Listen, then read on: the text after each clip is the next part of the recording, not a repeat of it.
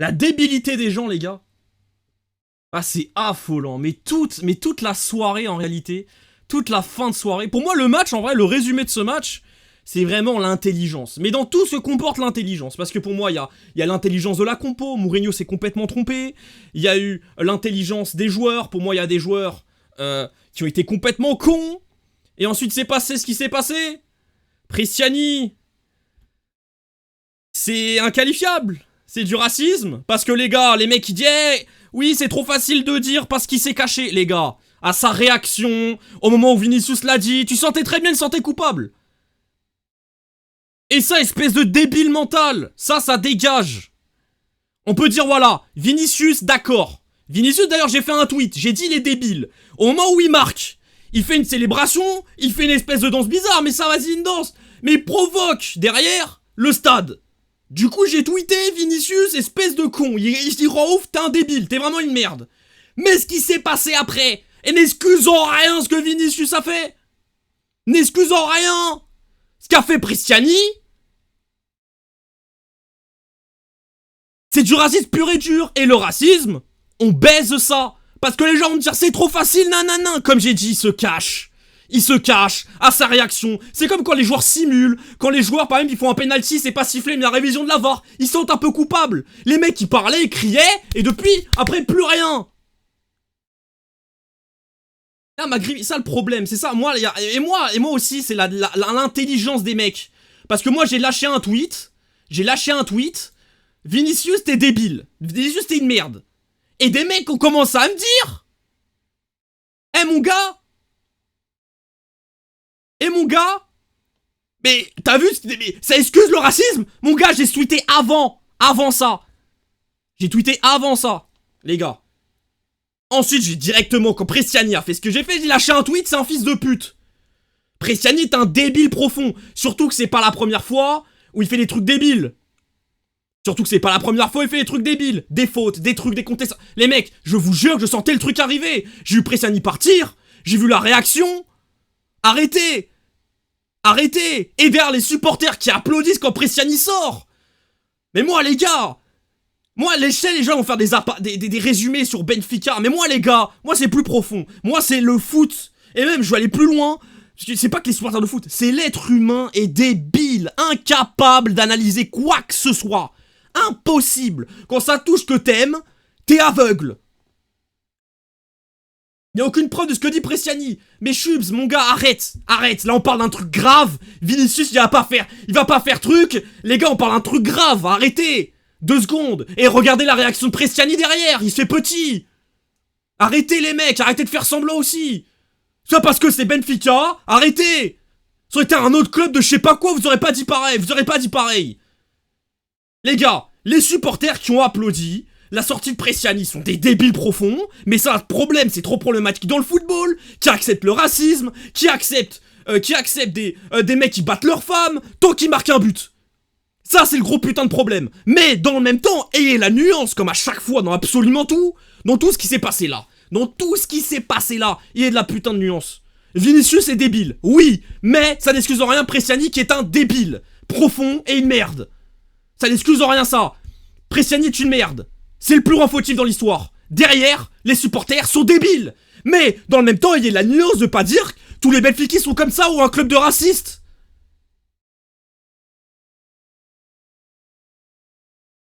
Parce que quelques cons, parce que c'est des cons, on applaudit quand Pristiani est sorti.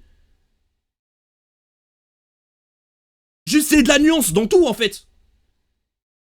Mais bref, le match, ils l'ont tué là. Vous pouvez me dire Pristiani nanana.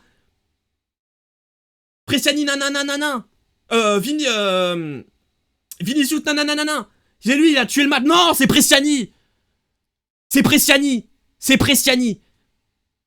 Bref, je voulais faire une aparté sur ça. J'ai absolument tout dit. Voilà. Maintenant, on passe à autre chose. On passe au match, on passe au football. Moi, ça me va. Mais Lusitano, ça c'est le grand problème du foot. Là, ce que tu dis, voir des supporters défendre un mec qui a potentiellement sorti une insulte.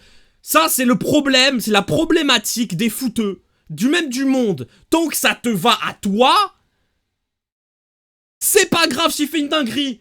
Mais imaginons là les mêmes supporters qui applaudissent peut-être Prestiani ou quoi. Ils voient ça, un Valence, là, un Valence, Real Madrid, t'as un supporter de Valence qui fait exactement pareil dans le même contexte. Ces mêmes mecs vont applaudir, mais comme là, c'est comme Greenwood à Marseille, Si là, ils jouent pas à Marseille, ils joueraient à Lyon, les Marseillais seraient en train de regardez, mais là, bon, on l'accepte en réalité. Vous voyez ce que je veux dire? Mais encore une fois, il y a pas de nuance, il y a aucune putain de nuance. Moi, mais vraiment, ça me rend ouf. Parce que moi, je suis un mec, dans la vie, j'ai toujours de nuancer les choses. Même des fois, peut-être un peu trop, je réfléchis un peu trop dans tout ce que je fais, dans tout ce que j'entreprends, tu vois. Peut-être un peu trop calculateur, entre guillemets. Dans le sens, ah putain, peut-être qu'il faut que tac, la luminosité, bref, des trucs un peu cons, des détails trop cons. Mais il y a des gens, ils en ont aucune, et mais ça me rend ouf, t'as l'impression que tu parles avec des mecs, comme un mec, il a vu le tweet sur Vinicius, le tweet s'écrit il y a 6 minutes, le mec de truc de Prestiani s'est passé il y a 30 secondes, le mec il va sous ton tweet et il t'insulte. Non mais les gars, putain, surtout que j'avais déjà mis en commentaire directement. Prestiani est une merde, et j'ai tweeté avant ça. Je l'ai dit, mais j'ai tweeté ça avant que les mecs, mais les mecs vont quand même te citer pour potentiellement te mettre dans une sauce, les mecs. Moi, vous les gars, moi, sincèrement, moi, c'est trop dur, là, pour vous dire, parce que je sais ce qui allait se passer, j'ai même pas, d'habitude, je fais un live de TikTok, je l'ai pas fait. J'ai pas fait un live TikTok, là, c'est que sur Twitch, on est entre nous. Parce que je sais, Twitch, il y a un peu moins de monde, il y a un peu moins de débiles. Mais là, c'est TikTok, ça aurait été la foire. Sincèrement, ça aurait été un bordel sans précédent. Mais bref. Oh, le match, putain, les mecs, franchement, les gars, c'est mérité. Si on va aller dans l'analyse du match, attends, j'ai juste modifié mon intensité de lumière parce que mon crâne, en fait, il brille trop. Mon crâne, il brille trop. C'est mieux comme ça. Oh là là, les mecs, putain, en vrai, défaite totalement méritée. Le Real Madrid a mérité leur victoire, en réalité. S'il n'y avait pas Troubine et un immense Toumajelo, je vais faire la note des jours après. Les mecs, c'est... En vrai, le Real Madrid, pour le coup, le premier match, le match de phase de ligue, tactiquement, on a été au-dessus du Real, on les a bouffés dans tous les compartiments du jeu. Pour moi, le Real, les gars, Arbeloa, franchement, Arbeloa, j'avais pas trop d'avis sur lui, pour le coup, aujourd'hui, il a des joueurs au-dessus de la moyenne, ça facilite le travail. Mais les gars, il nous a lu. On a fait une grosse entame de match. Oh putain, il y a la place, etc. Défensivement, bloc bas, ils arrivent pas et nous on récupère vite la balle. Mais le Real, sans froid, et c'est clairement une, comment on appelle ça? C'était clairement une consigne. À chaque fois que le Real récupérait la balle, c'était une passe en arrière. Une passe en arrière. Les milieux de terrain, le milieu à 4, des milieux très bas. Comme ça, t'as plusieurs solutions à la relance, à la base de la construction, et du coup, tu ralentissais le match. Et au fur et à mesure du match, jusqu'à les 15 dernières minutes où on touchait absolument plus la balle, le Real a eu une empreinte totale sur le match. Une emprise totale. Et en réalité, on va en parler après des choix de Mourinho et d'autres choses, mais c'est là où est notre plafond de verre, Benfica, malheureusement. C'est que, là, on a affronté... C'est pas un très grand Real Madrid, mais quand les individualités sont bonnes, la tactique est bonne, y a pas énormément de choses à faire. Il y a eu la place, il y avait la place, on aurait pu mieux jouer le coup. Mais d'un côté, si on est juste dans l'analyse, ok, on aurait pu mieux faire. Mais dans le même temps, on aurait pu s'en prendre bien plus, les mecs. Du coup, voilà, encore une question de nuance, et de la nuance dans absolument tout. Du coup, voilà, pour moi, c'est une défaite totalement méritée. Le Real ont bien joué. Là, pour parler vite fait du Real Madrid, Arbeloa, c'est peut-être l'homme du match en réalité, hein. C'est lui qui a dicté le match, c'est lui qui a eu la bonne lecture du jeu, contrairement à Mourinho, et on va revenir après sur la compo déjà de base. Du coup voilà, côté Real, j'ai beaucoup aimé Valverde, je suis beaucoup critique pour le coup, j'ai trouvé très bon. Arda Güler, très bon aussi. Et Camavinga, je trouve il a monté en puissance, je le trouvais pas ouf, mais à partir de la 30-40e minute, on voyait que lui au milieu de terrain. Et surtout il a ce truc que je regarde de plus en plus, en fait je donne de plus en plus d'attention à ça. Beaucoup de gens parlent des joueurs meneurs de jeu. Mais pour moi aussi il y a des mecs, par exemple Vitinha, Pedri, vous voyez, c'est plus que des meneurs de jeu. Pour moi, c'est des mecs avec ballon, ils sont capables de gérer le tempo, de faire une passe longue, de faire une passe dans le dos, mais ils ont aussi l'intelligence d'attirer vers lui, d'attirer vers eux, un joueur, et si le meilleur choix n'est pas une passe mais un dribble, il va le faire juste avec une rotation du corps et il se retourne. Et bah Camavinga a grandi dans le match par rapport à ça, et c'est par transition parfaite, et c'est ce que je trouve a clairement manqué à Benfica. Et ce joueur-là, les gars, c'est Soudakov. Pour moi, le gros raté de ce match, et si on peut avoir un regret dans ce match, parce que comme j'ai dit, le Real on méritait la victoire, clairement, mais par contre, il y avait la place. Et moi, si je me dis dans un monde où le Real doutait, comme en début de match, avant qu'ils commencent à calmer le match, à baisser le rythme, à commencer à tisser leur toile pour attraper leur proie, tu vois, bah tu te dis avec un joueur plus intelligent comme Soudakov, mais direct quand il est rentré, les mecs, directement, il prend la balle, il sait jouer dos au but, il sait se retourner, il sait attirer un joueur pour faire une passe et pour libérer de l'espace pour son coéquipier, et ça avec ballon. Et pour moi, c'était la grosse erreur. J'avais lâché un tweet à l'avant-match, enfin à la compo, pardon. Je vais vous le retrouver tout de suite. Voilà, j'avais dit, et pour moi, voilà, c'est ce que je pensais. Pardon. Écran, voilà. Soudakov pas titulaire, qu'il était la clé contre le Real, incompréhensible. On verra si Mourinho avait raison. Et du coup, il a eu clairement pas raison. Parce que pour moi, bah frère, Soudakov c'était la clé. À la rentrée, pareil. Tous les changements étaient abominables. Rios, dans le duel physique, il a apporté, mais avec ballon, il a loupé trop de trucs, des touches de plus, des temps d'arrêt. Luke Bacchio absolument honteuse. Pour moi, la fin de match, on n'arrivait plus à presser, l'équipe était coupée en deux, c'était Luke Bacchio. Il allait presser n'importe comment. Et là, ça créait des trous et il revenait pas. Mais bref. Et du coup, Soudakov, ça a clairement truc. Même dans la phase où on était bon, dans les 15-20 premières minutes, il y a eu tellement de moments, les gars, avec plus d'intelligence, vous pouvez faire quelque chose. Parce que Soudakov, on peut dire quoi que ce soit. Ok, il est pas aussi flamboyant qu'on attendait à la base. D'accord, les 25 millions... voilà, il a pas encore prouvé qu'il les valait. Mais là, on parle de profil de joueur. Et on parle en plus à un moment où il est bon. Contre la même équipe, il y a 3 semaines, il a sorti un match de porc. C'était pour moi la clé du match. Celui qui aérait le jeu, qui dictait le jeu. C'était pas le mec le plus flamboyant à regarder, c'est pas le mec qui faisait des dribbles, c'est pas... Mais en fait, à chaque fois, ce qu'il faisait était juste et faisait progresser l'équipe. Et pour moi, il a enlevé... Et derrière, et en plus tu remplaces par Rafa, qui est pour moi été abominable avec ballon. Au début du match, il a été intéressant dans ce truc de porter un peu la balle. Et justement, comment dire, comme ce que j'avais dit sur Camavinga, les joueurs qui sont capables de porter la balle et de comment dire, et de lâcher au bon moment, etc. Rafa, je trouve même l'équipe, j'ai l'impression que c'était peut-être une consigne de Benfica, parce que j'ai l'impression au début du match ça insistait que les mecs devaient être en dépassement de fonction quand ils avaient la balle, de pas donner directement une passe mais de réfléchir et voir si peut-être c'est pas mieux là de courir, de gagner des mètres et derrière donner la balle après avoir éliminé un joueur. J'ai l'impression que ça insistait beaucoup ça sur le début du match. Rafa était plutôt bon, mais après les gars c'était catastrophique. Et moi j'ai pas envie par contre de tomber dans le truc de Rafa il fait pas d'effort. Pour le coup je suis d'accord pour le dire d'habitude hein. Mais là pour le coup, son ballon, pour moi, il a fait les efforts. Plein de fois, il a lancé des pressings. À plein de moments, grâce à son pressing, alors peut-être, vas-y, le jeu ne demandait pas forcément ça. Il sentait le bon coup, pressing, et bah du coup, t'es obligé le Real à dégager. Mais après, avec ballon, c'est catastrophique. Et j'ai quand même une question pour vous, les mecs. C'est ce que j'allais dire, Pims. À la 50e, il était cramé, j'ai l'impression qu'il a moins le coup de jus.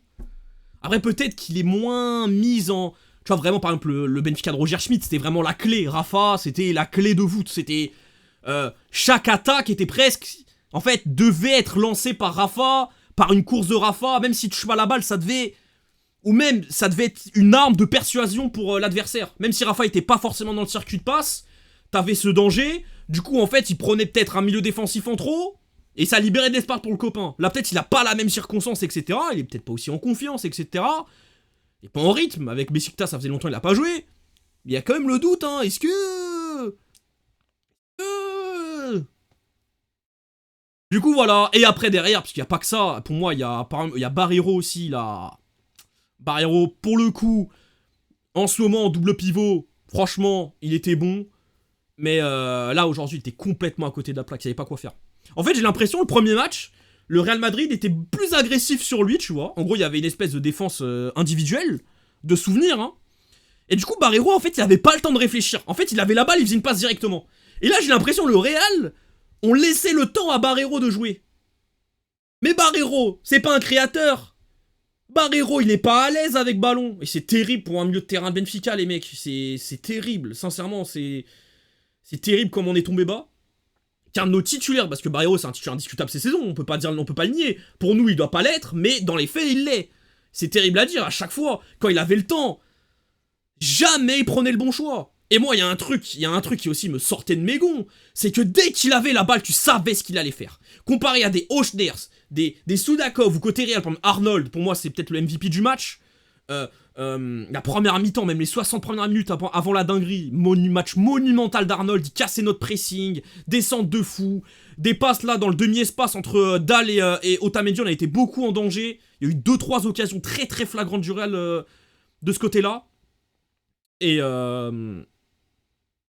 Et ouais, Barreiro, en fait, c'est dès que t'as la balle, dès que tu sens qu'il va faire une passe, tu sais ce qu'il va faire. Il y a aucune... dans son jeu, il a pas la panoplie oui, en fait, il est pas assez à l'aise avec ballon, de faire des feintes de corps, de faire une passe cachée. Dès qu'il a la balle, il reçoit, tu sais ce qu'il va faire. Et ça, je peux pas avancer dans le jeu, surtout contre une équipe comme le Real Madrid. Du coup, ouais, en fait, l'équipe, elle a bien commencé, elle a mis de l'entrain, elle a mis de l'intensité... Mais au fur et à mesure, ça s'est éteint et en fait, t'as vu que l'équipe allait pas travailler. En vrai, t'as vu que l'équipe allait pas travailler, les changements ont été catastrophiques.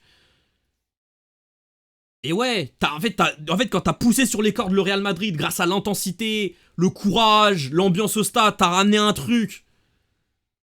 T'as poussé quelque chose. Mais après, quand le match, ok, le Real Madrid a montré de l'adversité, t'as descendu et la défaite 1-0... Et mérité dans tous les cas. Peut-être vous allez dire, allez, peut-être on devait en marquer un. Bah ouais, mais si on va aller par là, le Real peut en mettre 3-4, hein, s'il n'y a pas trop Troubine. Hein. S'il n'y a pas trop Troubine, s'il y a eu des frappes. Par exemple, Vinicius en première mi-temps sur un centre, comme j'avais dit, je crois que c'est Valverde.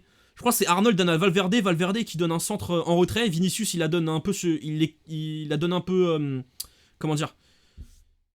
C'est pas il excentre, il la croise un peu trop. Mais oui, après, Troubine a fait des très beaux arrêts. Du coup, pour moi, c'est une défaite méritée.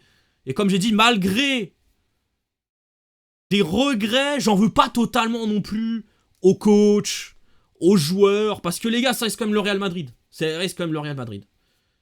Du coup, oui. Et la nuance. Encore une fois, c'est le stream de la nuance. On aurait pu mieux faire. Il y avait la place. Quoi d'autre? On peut critiquer des choix, on peut critiquer les joueurs, mais c'est aussi le Real Madrid, les mecs. Et là, tu sens qu'ils étaient impliqués. Je dis pas que pour le match, ils étaient pas impliqués, mais vous connaissez le Real, c'est un peu des divas, ils choisissent leur match. Est-ce que, en fait, ils méritent qu'on joue à fond? Ah, par contre, oui, les gars, je vais pas parler d'un truc, parce que là, je pense sur le match, j'ai à peu près tout dit, les gars. Sur l'affaire, j'ai commencé par ça. Sur le match, le débrief, en vrai... Voilà, en vrai, ce qu'on peut dire, c'est que pour moi, je trouve, franchement, sur le match, ça a été un bon match de football. Bon, les 30 dernières minutes, c'est plus devenu du football, tu vois.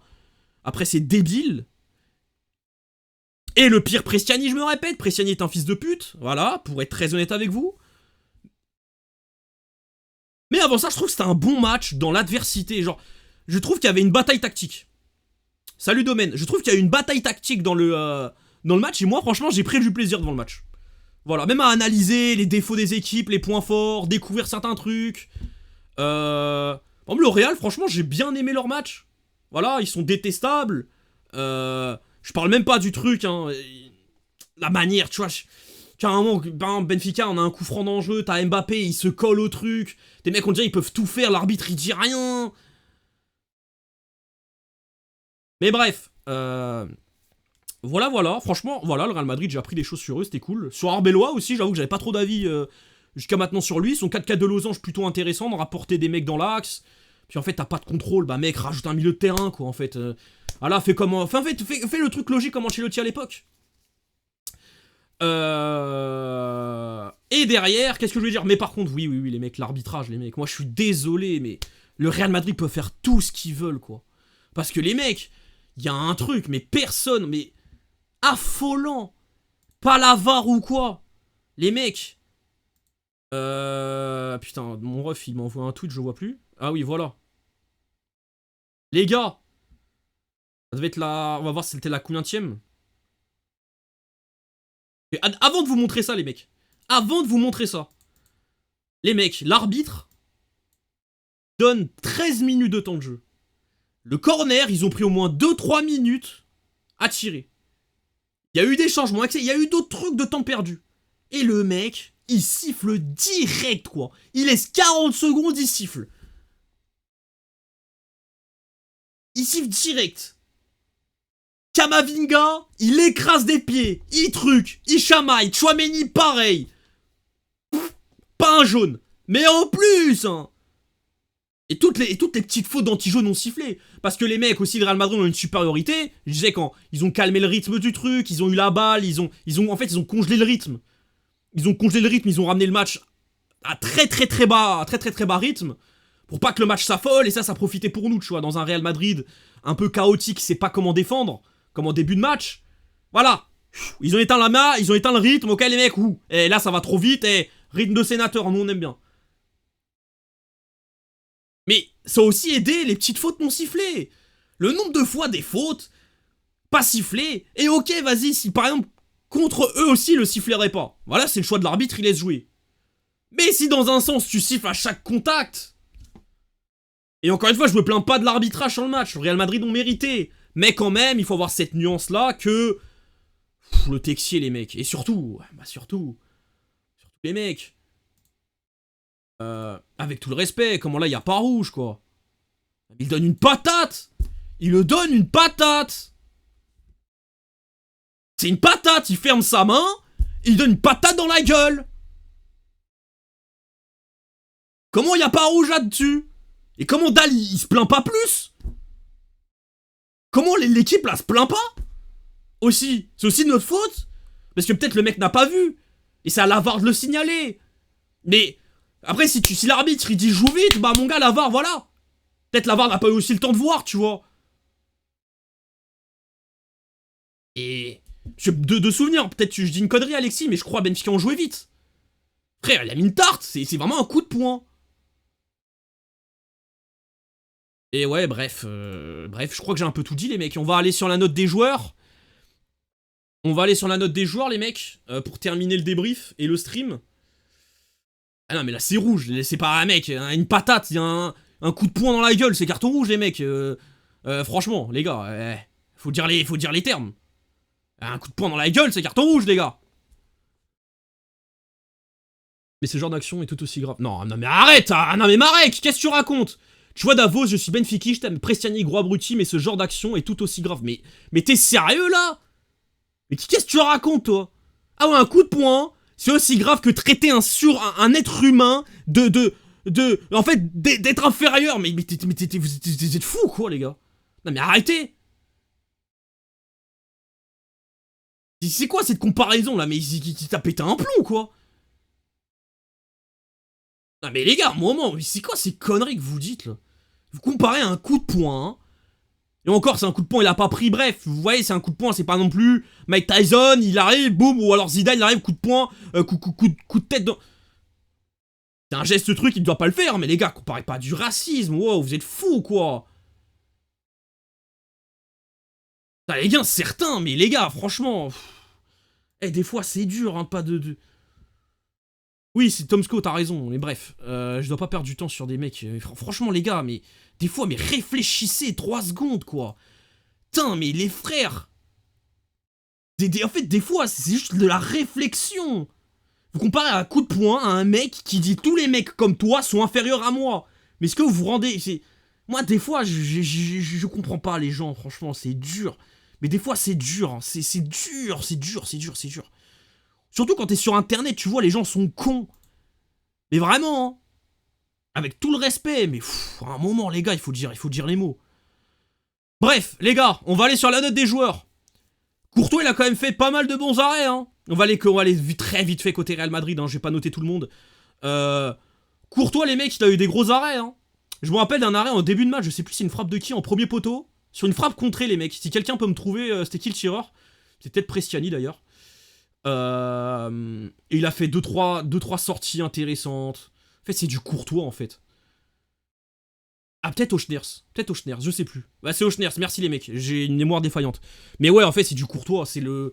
De toute façon, moi j'ai déjà dit Courtois, en dehors de Neuer, c'est le meilleur gardien de l'histoire. Enfin, de ce que j'ai vu en tout cas. Je vais pas dire de l'histoire, mais de ce que j'ai vécu. Moi, dans ma vie de supporter, de suiveur de foot, vous allez me dire, là j'ai un débat sur pour toi, c'est qui les meilleurs gardiens du monde? Bah, moi, les gars, c'est Neuer. Pour moi, c'est indiscutable. Il a révolutionné le poste de gardien, en fait. Pour moi, c'est plus qu'être fort, c'est il a révolutionné le football et son poste, en fait. Pour moi, ça dépasse le cadre de être bon ou pas. Et en plus de ça, il était exceptionnel. Mais pour moi, derrière, c'est Courtois, les gars.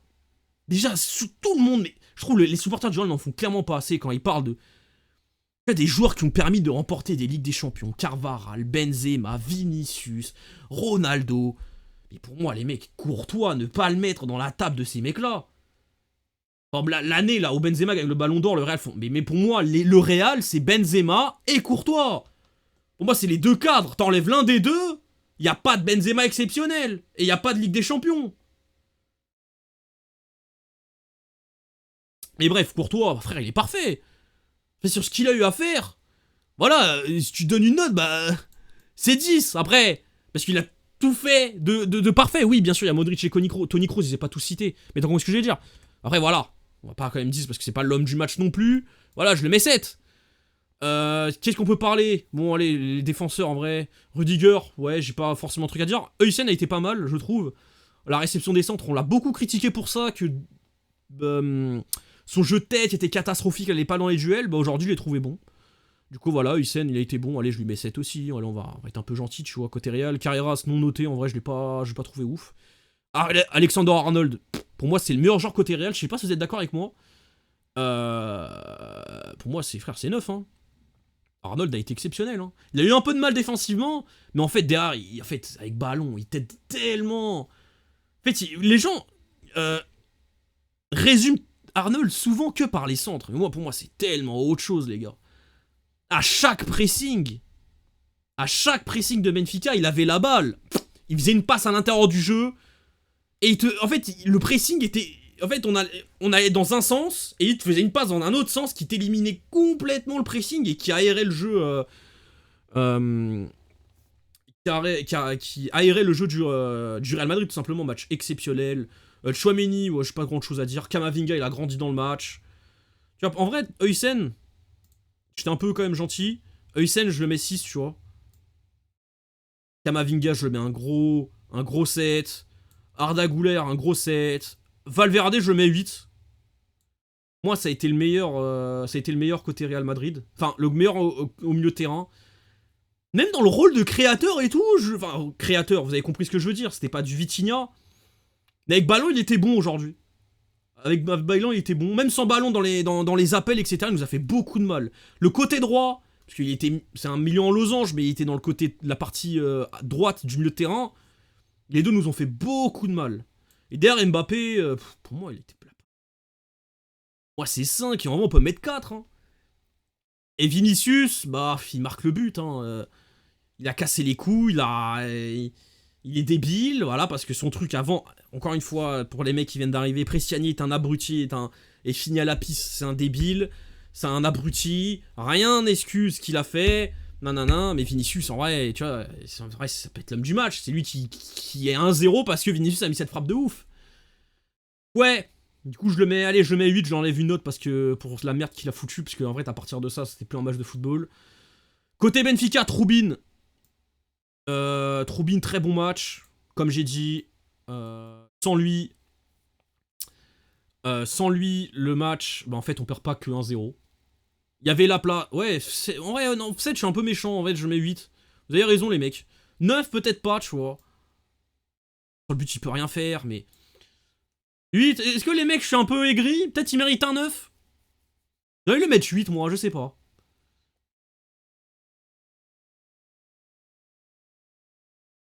Bon, allez, je le mets 9. Allez, c'est quoi, j'ai été gentil avec Troubine. Ouais, 9, t'as raison. Frère, il a sorti des parades de ouf. Ouais, je le mets 9.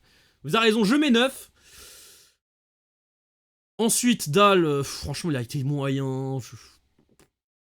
Il a eu beaucoup de mal côté droit, mais j'ai l'impression que Schelderup ne l'aidait pas forcément défensivement. Ouais, moi, j'ai pas trouvé aussi bon que les dernières fois, Dahl. Même avec ballon, il était pas... Moi, je vais lui mettre 4 à Dahl. Peut-être je suis un peu aigri, peut-être j'ai pas vraiment senti son match. Mais avec ballon, il a rien apporté. Défensivement, il a souffert. Il a pas eu des grands trucs où vraiment il était dans la photo de famille dans une erreur. Mais voilà. Ensuite, Otamendi, pour moi, il a fait le taf. 6, il a eu des bons tacles, etc. J'ai bien aimé face à Vinicius quand il montrait. Ah bah regarde, moi j'ai une Coupe du Monde et pas toi. Je suis à l'ego des footballeurs, etc. Du coup, ouais, 6. Et ensuite, Touma Jalehoj, pour moi, frère, si en vrai, le truc qui me gêne, c'est que t'as mis 9 à Troubine, mais du coup, en fait, pour moi, c'est l'homme du match, c'est Touma Jalehoj. C'est pour ça que de base, j'ai pas mis... Vous voyez ce que je veux dire? Je vais lui mettre 8. Je vais lui mettre 8, parce que 9, c'est quand même, c'est un peu trop noté. De temps en temps, il y a eu des passes. Il a aidé, clairement, dans le truc que je disais tout à l'heure, qu'il nous manquait un joueur au milieu de terrain, et dans l'équipe, tout simplement, être un peu en dépassement de fonction. Le mec, quand il reçoit la balle...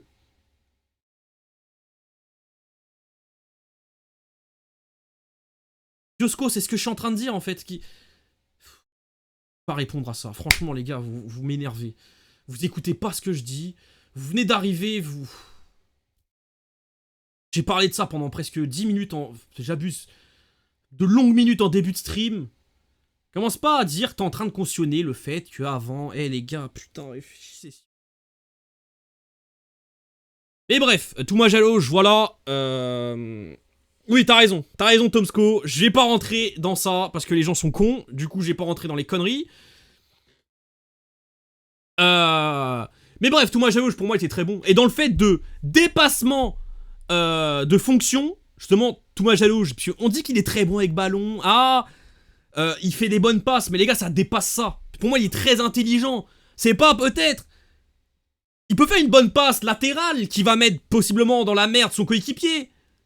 Eh ben non, il va tenir la balle un peu plus longtemps, en attendant que les joueurs se bougent. Ou alors, si le Real presse un peu mal, bah tu mets un peu un petit coup de rein, et tu l'élimines. Et toi, Jalehoj était aussi très bon en ça, et défensivement, le nombre de récupérations, dans la surface notamment. À la fin de première période, il en a eu 2-3, les mecs, des récupérations très très dangereuses. Ah frère, extraordinaire, il est confiant de tout son talent. Mais ce mec, sans les blessures, c'est très... Je veux pas qu'il parte, mais connaissant notre club et notre direction, mais il serait parti, mais... Pfiou, mais... Wouh, wouh. Heureusement qu'il s'est blessé, enfin heureusement non. Parce que s'il serait pas blessé, on aurait rapporté peut-être un peu plus on remportait un peu plus de choses. Mais s'il serait pas blessé, les mecs seraient plus là. C'est pour moi un des défenseurs centraux les plus prometteurs de la planète. Franchement, à son âge, si on a pas beaucoup, j'en vois pas beaucoup des jeunes à son niveau, des défenseurs centrales. Et pour moi, mec, là, ouais, voilà, tu t'en parles, mais pour moi, la défense centrale du Portugal, c'est Ruben Dias, Touma Jalehoj. Me parlez pas d'Inacio, d'Anton Silva, me parlez pas de Renato Veiga, pour moi, c'est Touma Jalehoj. Et en plus, je trouve ça super complémentaire. Ruben Dias, le défenseur rugueux, rapide, le capitaine. Et même un mec un peu plus cérébral, mais dans le même temps, c'est pas une caricature où le mec, comme par exemple Huysen cette saison, où il est que bon balle au pied et sans ballon, c'est une catastrophe ambulante. Non, franchement, puis il est super rapide, je trouve on parle pas assez de ça. Moi, je le verrais beaucoup au Barça, moi, Touma Jalehoj. J'ai l'impression qu'il y a écrit Barça sur son front. Et même Manchester City, hein. Bon, après, maintenant, ils ont Gvardiol, Ruben Dias et Gueye, ça sert à rien. Et même Kouvchanov pour l'avenir. Mais tu vois, il a ce profil-là de Paris Saint-Germain. Ce profil de jeu espagnol, tiki-taka, etc. Tu vois. Mais bref, Amar Dedic, les mecs, pour moi, il a fait un top match. Enfin, top... J'abuse un peu sur le terme. Une top première période. Et défensivement, je trouve qu'il a été très bon face à Vinicius. Avant le but, où je trouve qu'il se fait éliminer un peu trop facilement. Mais d'un côté, les mecs, Vinicius en 1 contre 1, avec de l'espace. Bah les gars, c'est dur, hein. Les gars, à un moment, il y a l'analyse, et on peut analyser, mais aussi, il faut voir ce qu'il y a en face. Il y a aussi voir ce qu'il y a en face, et en face, c'est Vinicius. Et sur le but, il peut rien faire. L'erreur, c'est qu'il y a personne pour le soutenir. Pour moi, c'est Barreiro. Parce que de souvenir, il y avait Touma Jalehoj qui avait été sur Mbappé. Et là, côté droit, il met Tachners, mais Auchners c'était plus côté gauche, c'était Barreiro côté droit, du milieu de terrain, du double pivot. Et Barreiro, il sert un peu à rien, il est là sans être là, tu vois, dans la surface, il servait à rien. Il aurait dû avoir une prise à deux. Là où Vinicius, Dedic l'a un peu attiré vers l'intérieur, tu vois, en mode il prend le couloir parce que si tu prends de vitesse sans en retrait. Normalement là tu devais avoir un relais, bah comme tout le monde en fait, comme dans le football moderne, les mecs, les ailiers, c'est comme ça on les défend, les ailiers dribbleurs. Hein. Après toutes les équipes, même les équipes pas travaillées, malheureusement Barreiro, bah il était pas là tout simplement. Peut-être après aussi c'est au fait que le Real a bien construit son attaque, il y a eu plusieurs gens dans la surface, mais de souvenir vraiment, il y avait limite Otamendi, Thomas Rouge et Barreiro sur Mbappé. Ça sert à rien d'avoir 3 joueurs sur un joueur, voilà, enfin sur un joueur qui en plus en dehors de l'action, qui était pris, etc. Bref, mais en vrai les gars, 7 c'est peut-être trop surnoté, mais je lui dis un 6,5. Avec ballon prend un mi-temps quand même, les mecs, le côté les 20 premières minutes, les 20-25 premières minutes, Dedic, il était, frère, c'était la locomotive, hein, c'est la locomotive. Il avait beaucoup d'espace côté droit, et frère, tu le voyais tout le temps, constamment, et il faisait mal, il faisait des bons choix, etc. Donc voilà. Ensuite, Barreiro, bah, j'en ai dit tout à l'heure, pour moi, là, côté il a pas été bon du tout, 2, frère. Peut-être que certains vont me dire que je suis trop méchant, mais pour moi, à côté de la plaque 2. Frédéric Auchners, les gars, franchement, les gars, la première mi-temps, les 30 premières minutes, mais les gars, j'étais choqué. Vous savez, son match m'a fait penser à quoi? Il m'a fait penser à Enzo Fernandez quand il était chez nous. C'était la putain de rampe de lancement. Le mec était au four et au moulin. Le gros putain de volume de jeu. Il prenait tout. Tous les ballons venaient vers lui. C'est lui qui envoyait des diagonales, des reversements de jeu côté opposé. C'est à un moment, il y a eu une phase où le Real, enfin, ils savent pas défendre en bloc bas. Ils étaient acculés dans la surface. Mais il y a au moins 5-1-2 avec Auchners. J'ai cru voir Enzo Fernandez dans les 30 premières minutes. Je te parle pas de niveau disciple, je te parle vraiment de manière de jouer. Dans le sens où, tu vois, Enzo Fernandez c'est un espèce d'aimant, à chaque fois la balle, en fait, il était dans les circuits de passe. Et bah, Auchners, c'était ça. Malheureusement, il n'a pas été suivi par l'équipe. Et putain, un Soudakov, là, comme Auchners aujourd'hui. T'as la connexion, j'aurais trop aimé voir Soudakov dans les 30 premières minutes, les mecs, avec l'espace, avec de l'intelligence.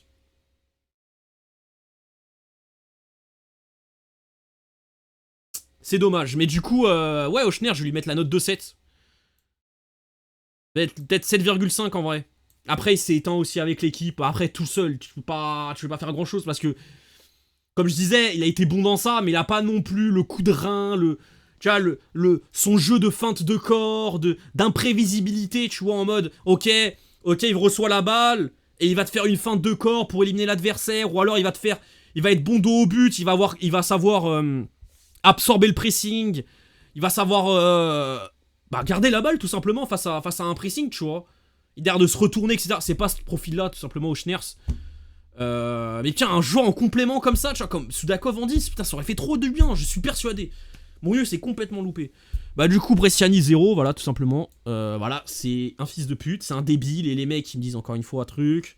Les gars, faut pas faire l'aveugle, tu vois la réaction. Direct, il sait qu'il a fait une dinguerie. Direct, c'est comme quand les joueurs...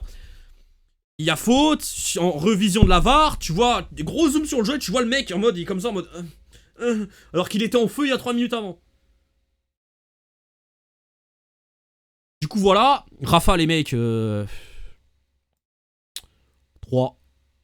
Pas aussi mauvais que... pas aussi mauvais que Barreiro, mais je lui mets une note de plus pour... on va dire pour les 10 premières minutes. Voilà, il cache pas sa bouche pour rien. Après, certains vont me dire, il cache sa bouche. Tu vois, tous les joueurs cachent leur bouche, tu vois, avec leurs mains, avec leur t-shirt. Mais là, les gars, quand tu vois la réaction, au moment où Vinicius dit, hey, regardez ce qu'il m'a dit. Direct, tu vois, il s'écroule. Enfin, tu vois, son visage, on dirait, il se rend compte de la dinguerie qu'il a fait. À largue, réfléchis 2 secondes, s'il te plaît. Tu viens d'arriver, t'as pas vu ce que j'ai dit. Pourquoi, voilà. Pourquoi tu poses une question en mode, hey, mais mec, t'es con ou quoi? Regarde, hey. Oui, je vais pas me répéter 15 fois, mais bref. Sheldrup. En fait, Sheldrup, j'ai un problème avec son match, c'est que il était intéressant. Je trouve qu'il a mis en difficulté pas mal de fois Arnold. Mais je trouve qu'il a pas été suivi. Que ça soit Pardal. Dal, frère, offensivement, est-ce que vous avez vu quelque chose? Tu compares Dal à Bardédic. Après, on a aussi une espèce de ressortie à 3, tu vois. Mais Sheldrup était trop seul. Rafa n'était pas connecté. Hein. Soudakov l'aurait grandement aidé dans ça aussi. Des fois, il y avait des prises à 2. Mais malgré ça, il a fait des différences. Il a eu des incursions dans la surface. Il a fait reculer le Real Madrid.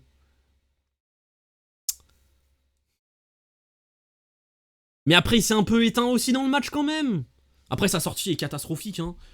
De toute façon, on va faire aussi après les changements. On va dire un mot sur les changements. Et allez, j'ai dit, allez, 5,5. Ouais, 5,5, allez. On s'en fout. Oui, le tigre, oui. Et Pavlidis, putain, les gars, Pavlidis, c'était dégueulasse. Il a super bien commencé. Je me dis, oh putain, super. On a un Pavlidis dans le ton techniquement. Aujourd'hui. Et putain de merde, en deuxième période, il s'est écroulé, putain. Franchement, pendant une période, les gars, il y a eu des phases en jeu de pivot, etc. Il venait chercher, il donnait une bonne passe, il l'absorbait. Il arrivait bien à résister au choc dos au but. Et il donnait bien derrière. Il faisait le bon choix en plus. C'est pas des passes où...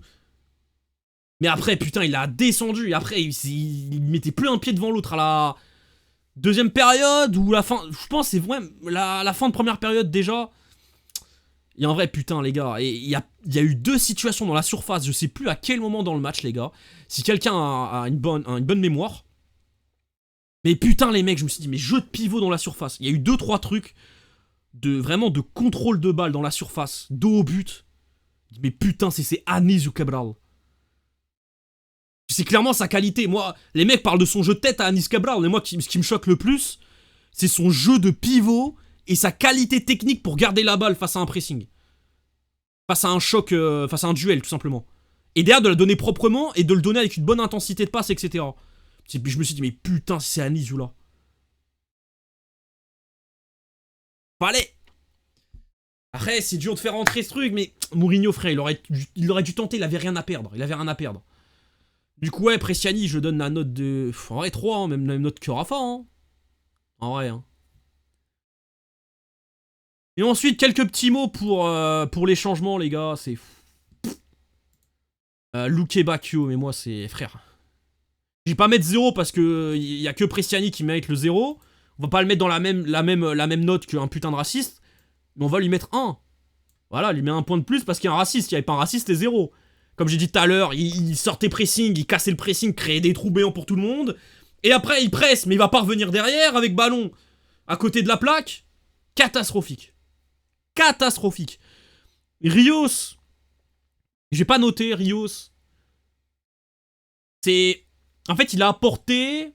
En fait, il a fait ce qu'on attendait de lui, en fait. C'est ça le problème, la limite de Rios. C'est que avec ballon, il a clairement rapporté. Voilà, tu le dis très bien, Alexis. Il a essayé de presser par rapport à Barreiro. Il a rajouté de l'intensité, ce qu'on aime en lui. Mais malheureusement, avec ballon, c'est pas il a fait des passes de merde. Il a raté des passes. Il a pas raté de passes. Mais le problème, en fait, c'est le sens du jeu. C'est le timing de la passe, la puissance de la passe. Il y a un moment, on a un contre côté droit. Et t'as Rios. Au lieu de donner en une touche, il contrôle la balle. Il fait un temps d'arrêt et il donne la passe. Du coup, le joueur de Benfica a fait un temps d'arrêt pour pas être hors jeu. Et du coup, le Real Madrid était déséquilibré. Bah, ils ont pu se remettre en place. Et du coup, juste avec un petit mouvement qui ne semble rien, en fait. Parce que, dans tous les cas, c'était la passe à faire. Mais juste le timing, en fait. Et ben, en fait, ça a tué l'action, tu vois. Ou en tout cas, ça va pas tuer à 100%. Mais le truc où c'était peut-être un potentiel danger, le centre, ça pouvait être un danger à 9 sur 10. Bah, ça devient un danger à 6, 5 sur 10, tu vois. Pour Rios, ouais, je donne la note de 5, allez. Cabral, non noté. Fabricio, il a le cul d'une huître. Et Soudakov, bah les gars, il est rentré, on a direct vu pourquoi il devait jouer titulaire. Mais après, on l'a pas assez vu non plus pour le noter. Mais non noté, tu vois. Je vais mettre non noté, mais direct, frère. Première touche de balle, il se retourne.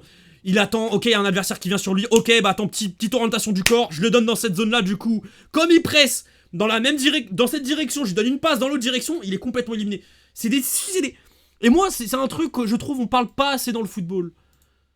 C'est la capacité du timing, de quand la doder, des feintes de corps. Pour moi, ça doit être un titulaire indiscutable dans cette équipe.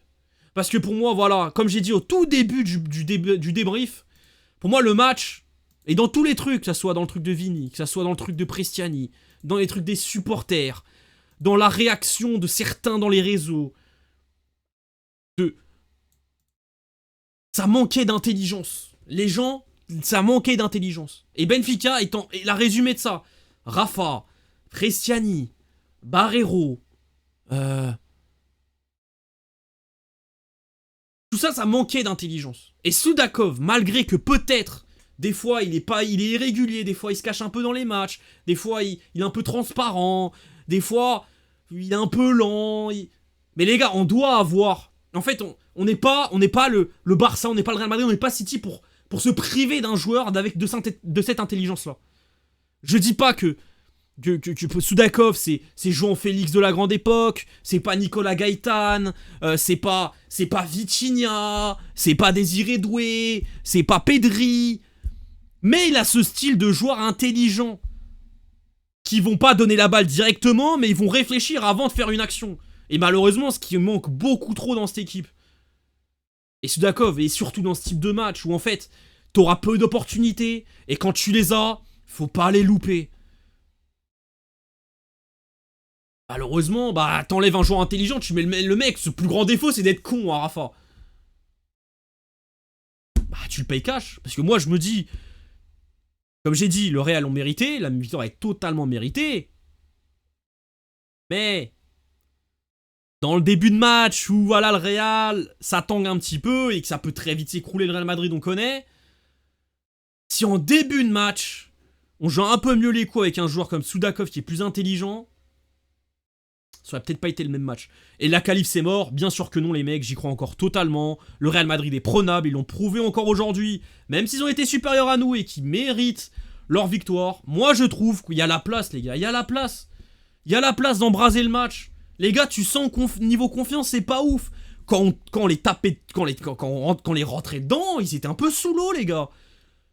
C'est pour ça aussi que Arbeloa a été intelligent. C'est qu'il a senti ça. Et bah qu'est-ce que c'est? Bah qu'est-ce qu'il a demandé aux joueurs? Bah les gars, le match, il faut tuer le rythme. Arbeloa nous a craint. Et en vrai, c'est pas si mal. C'est pour ça qu'en début de match, j'ai dit, on n'a pas fait un top match Benfica, on aurait pu beaucoup mieux faire, etc. Mais notre match n'est pas non plus honteux. J'en tire des bonnes choses quand même de ce match. Mais bref, il y a la place. J'y crois, il y a la place, on va le faire. Bernabéu ou pas, franchement les gars, frère, le Real Madrid, j'avais des matchs en championnat, mais les gars, le Celta Vigo Real Madrid, quoi. Au Bernabéu, mais ils sont pris 3-1, je crois, par Celta Vigo, ça aurait pu être 4, 5, 6-1. Bref les gars, le débrief est terminé. Par contre, ne quittez pas pour les mecs sur Twitch. Ne quittez pas, parce qu'on va réagir à la conférence de presse de Mourinho. Merci de me l'avoir montré. Juste par contre les mecs, voilà les mecs sur YouTube, le débrief est terminé. N'hésitez pas à lâcher un like, à vous abonner, ça m'aiderait énormément. Parce que les gars, je suis très heureux de vous annoncer que je lance YouTube sérieusement. C'est officiel les mecs, TikTok, vous avez vu sur mes réseaux sociaux, j'ai eu des gros problèmes sur les vidéos courts. Voilà, ils m'ont baisé la monétisation TikTok, a été divisée par 7. Là je suis littéralement dans la merde monumentale. Voilà, parce que c'est ma source de revenus, c'est mon taf, j'essaye de... Voilà, bref, ils m'ont baisé. Du coup voilà. Et qu'est-ce que je voulais dire? Du coup voilà, bah je suis obligé de trouver des alternatives. Et les mecs, on va lancer les vidéos longues, tout simplement. Il y aura des vidéos travaillées, des vidéos un peu podcast, des débriefs, rediff de stream. Je vais annoncer tout ça, je pense, en temps et en heure, peut-être en vidéo ou un long tweet, un post sur YouTube. Mais bref, n'hésitez pas à vous abonner, à like, à booster aussi, il y a le boost sur YouTube les mecs. N'hésitez pas à commenter ce que vous avez pensé du match. Et s'il vous plaît les mecs, soyez putain d'intelligents. Branchez votre cerveau. Y a pas deux camps. Y a pas deux camps. Y a pas deux camps. Ayez de la nuance. Si tu dis que Vinicius a été débile au tout début, ça veut pas dire que t'es d'accord avec ce qu'a fait Prestiani. Prestiani est une immense merde. Et rien n'est excusable pour ce qu'il a fait. C'est une dinguerie monumentale et qu'il aille se faire enculer bien profondément. Ok ? Ayez de la nuance, c'est pas parce que je dis un truc que j'annule l'autre. Les deux peuvent coexister. Merci. Ciao YouTube.